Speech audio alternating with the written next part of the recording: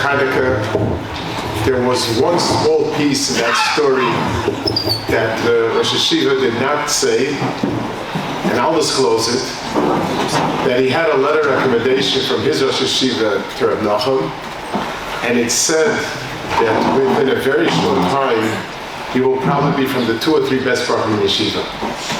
Now, that's probably you wouldn't hear from your Rosh Yeshiva, but I'll put upon him, and I think that was something that came quite true, Baruch Hashem. I was reminiscing, I was thinking back now, I was fortunate to teach here from 83 to 90, very, very different quarters. And I remember the first Hanukkah Masiba I was there, so it's over 40 years ago. And for some reason, I still remember 3 of the people made presentations, skits, and things like that. All 3 are still working for Klal Yisrael. One of them has been in Kirov for 40 plus years. One has been working with teens at risk in different areas, doing tremendous work. One of them is working in some other areas, but I don't know if they somehow floated to the top. That Hanukkah Masiba, I would say it was a converted warehouse, but it wasn't converted. So it was some sort of, I don't know what to call it, somewhere in the Rova, and that's where it was. So come Baruch Hashem, the schus of Noach was, on his shoulders stands this magnificent binyan, both b'fnim and b'chutz, and alavaya vayta B'etz Hashem. There was a Rosh Yeshiva in Europe. Very few, if any of you ever heard of him. His name was Aryeh Tzvi Frumer, or Hirsch Leib, the way they called him. He was a Rosh Yeshiva of Yachel, which was the one central yeshiva in Poland. Everyone knows Rabbi Shapiro made Daf Yomi. He made this yeshiva. That was the apple of his eye. Unfortunately, lasted only 10 years, and then the war came and destroyed it and killed the yeshiva also. He was a tremendous Gaon. And he makes the following point about Hanukkah that I feel is appropriate and I want to share it. He says, HaKadosh Baruch Hu, in the days of Yetzias Mitzrayim, revealed himself in many ways to us. Pesach, Shavuos, Sukkot, those are divine revelations that came because it was a Zman of Geula. HaKadosh Baruch Hu took out Klal Yisrael and was about to reconstruct the Bria and make the Bria the way it should be. But Hanukkah and Purim came at a time when Klal Yisrael was enveloped in darkness. It was Golus already. It was post-Bayis Rishon. There would not be prophecy anymore. There would not be Bayis Rishon anymore. And Klal Yisrael was a very different place. Yes, we had to be saved from disaster. But the events of Hanukkah and Purim were miraculous enough so that it counts as a nace to establish Yom Tov. What was it? What's the root of Hanukkah and Purim? What emotion, what sense of things, what cognition happened that this could be based on? So he said the following. He said, Chafei Kislev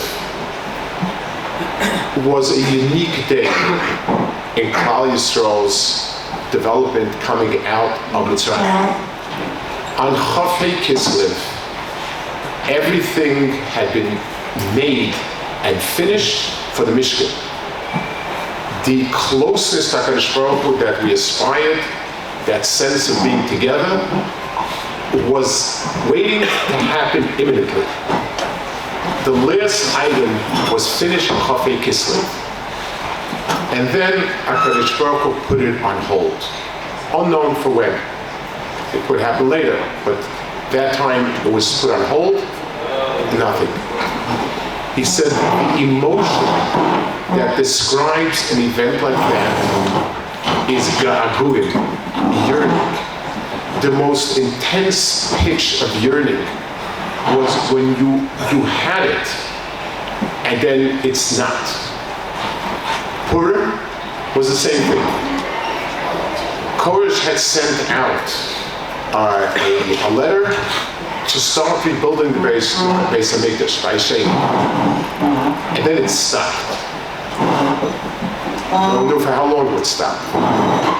That was a tkufa, that was an era of intense yearning. He said, yearning can light up the galus. And then in a different place he added, it says about the Churban Beis Hamikdash, ki Aish hitzata over Aish hatas levnoisa. You destroyed it with fire, and with fire you rebuild it. So he said, the fire we're talking about is the intensity of the yearning of the Jewish people for the Beis Hamikdash. So if one asks, what is it that still keeps us tied to HaKadosh Baruch Hu? What's the emotion that keeps the connection? Is yearning. If you yearn for something, it means you still want it, you're still tied to what was, and you're still hoping for what will be. And that's the emotion that was the foundation for Beis Hamikdash. In a deeper sense, it is the basic human emotion that keeps us tied to HaKadosh Baruch Hu. The Baal Tanya in Tanya says, he uses a concept that the Zohar speaks about, and it's as follows. It's hard to translate in modern language, but when you see a flame that flickers, and the light seems to sort of defy gravity by always jumping upwards. So it's what a person notices about a fire is that it keeps jumping up. So he says, the Zohar says, and he sort of develops it, fire is not an entity that's really native to the ground. Fire was seen as something that belongs to stars, to sun, to moon. Light and fire are ethereal, and they come from someplace else. So the fire's root and the fire's source is from someplace else, from up there. And things try to reconnect to where they come from. That's what the Yesod Aish is. That fire is jumping upwards because it's trying to get back to where it came from while it's unnaturally imprisoned here. The Tanya uses it as a parallel, as an understanding of Ner Elokim Nishmas Adam, that the human soul is a divine, it's a divine spark, it's a divine fire. He says, we live a life that's physical, we enjoy this world, but something in us keeps pushing us upwards. You could be better than that. There's something more than this. What is it? It's that divine fire that's imprisoned against its essence. And it's that fire flickering upwards that's the neshama trying to reconnect. And that's the source of a person's craving for closeness to Kadosh Baruch Hu. It's not friend to friend. It's child to father. It's me from where I really come from. That's what it's about. One can perhaps understand it in the avoda of the Kohen Gadol. It says by the Kohen Gadol, when he used to light the menorah, it says, "B'haloscha until the shalheves oile meleha, that the flame go up from itself. In other words, it's not his fire that's lit. His fire is there to bring out and to spark the inner fire, the innate fire that's there in the shemen.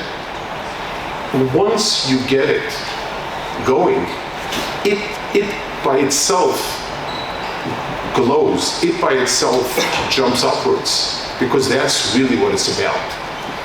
It takes some doing to bring it out, but at the end of it, it's something that comes out from inside. I'd like to reflect a little bit.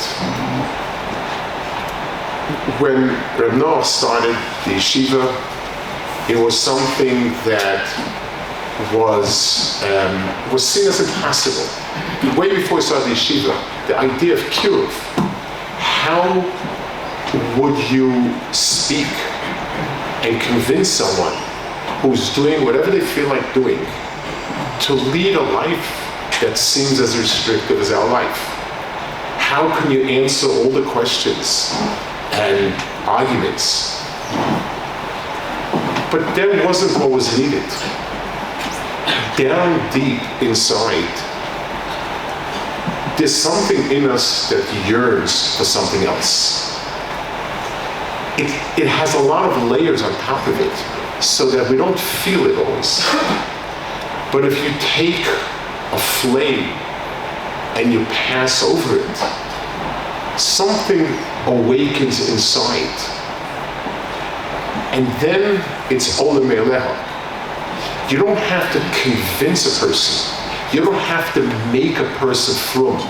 You don't have to convert. You don't have to do anything. You have to get the person to yearn. And then it comes from inside. As dark as the gullus is, no light will come from the outside unless there's something awakening from inside. As we've moved on, I'd like to think there's another role that Aish has, and let's understand it in terms of yearning. There are two reasons why a person doesn't yearn. One, you have a young child who, God forbid, loses a parent. They just about don't remember it. And it's hard to evoke yearning for somebody that you really just about never knew. That's one reason why yearning comes hard. As time goes on and people have had less and less exposure when they're young, it's harder to evoke that yearning. It's much deeper inside, and it needs a much more intense fire to bring it out. But there's something else that dampens yearning. People are at home. They see their parents every so often. Do they feel they miss their parents? No. We'll get to see them here, there, whatever. Certainly no yearning. You kind of take it for granted. A child moves away for a while, and a tkufa passes by, an amount of time passes by when you haven't met them. All of a sudden, you do begin to yearn. But almost counterintuitively, a relationship that's lukewarm in many ways is the worst of both worlds. It's not really a relationship, but there's no yearning to make it better. You sometimes have a very difficult parent-child relationship, and at some point there's a tremendous desire to mend, to make it good. I don't like this. I want to have a normal relationship. But someone who has kind of a lukewarm, mild relationship, it's enough to satisfy that intense yearning, but it's not really a relationship. And sometimes those people have the hardest time relating. They have the hardest time wanting to relate or feeling they have a need to relate, because it's okay, nothing to complain about. Part of the challenges of our generation is that many people have a lukewarm relationship with the Yiddishkeit. It's okay. Shalom is not bad. Bar mitzvahs are nice, and so on. Do they feel they're missing anything? No. It's very Jewish, very nice. I keep many mitzvahs. Nobody's perfect. It's okay. That's also extremely deadening to any type of yearning. So today I think we have another challenge. If the fire that a yeshiva can project and present is intense enough, it wakens up a feeling. Shabbos can really be a spiritual day, not just a day where we have little chayim's and shalom. There can be a lot more to it. Yom Tov can have meaning to it. I can spend hours working hard to understand Torah. Torah challenges me. It doesn't restrict me, it challenges me. And yes, it's not easy, but working up a good sweat and accomplishing is good. And then we begin to yearn what it means to be a person, what it means to be Tzalel Elokim, what it means Yigir Kapech Tzolcha, to work hard, to accomplish, to achieve, to become a ruchnistic person, to become somebody much more refined, much better. That's a second challenge of yearning. Aish Torah is a fire. Its starting mission was to get people who barely knew their father to wake up. There are a few people, after the war, after World War II, many of the children had been secreted away to monasteries. They forgot that they barely remembered anything, and the monasteries were not terribly eager to give them back. And there were a few Rabbanim who went around, tried very hard they succeeded to some degree to take back the kids. And they would walk into a place, you'd have kids they had left home when they were 4 or 5 years old. They were now 10, 11. They knew nothing, but they would see somebody walking with a white beard, and the person would say, Shema Yisrael, and there'd be a flick of recognition. There'd be some sunk memory down deep of a father that had, mother, of a yid. And that was one fire that awakened a type of gaguim that were buried under tremendous amount of layers. And today, Aish Torah is a leader in awakening that second awakening. For many of us who've had an okay Jewish experience, an okay Jewish experience is not satisfying. It's just enough to take the appetite away. But when you experience an intense Yiddishkeit, when we see this Hanukkah like this, learning, Shabbos, everything, an intense Kedusha, all of a sudden something deep comes out and says, there's got to be something more than this. There's a very haunting song written by Rev. Aharon Kaplan. He was probably one of the biggest Talmudic Talmidim. He was Rosh Yeshiva in Germany in the Rabbis seminar, and he died in his 30s. Very, very big loss to Israel. And he was a polymath. He was a person doing many things. And he wrote a song, it's called Shokachama, and there's one line that's incredible. He's bemoaning his lack, in his own perceived lack of godless and greatness, and he says, if this is life, then tell me, dear God, what is it to die? In other words, this can't be it. There's so much more than I expect of myself. That's where our yearning should come from. So whether our yearning is buried under many layers of stone and it's coming out, or whether our yearning has been dampened by a little bit Yiddishkeit. Aish Torah is a place where the fire lights, but no matter how much the fire, no matter how powerful the fire is from Yeshiva, what's needed is to feel it well up in you. The day that you feel, I want to be more, there's something in me that wants to rise up and to become its own Lakim and the person I should be. That's the day when the Gula starts. When there's yearning, with the fire and the intensity of our yearning, that's where Kadosh Baruch Hu will rebuild the Yearning.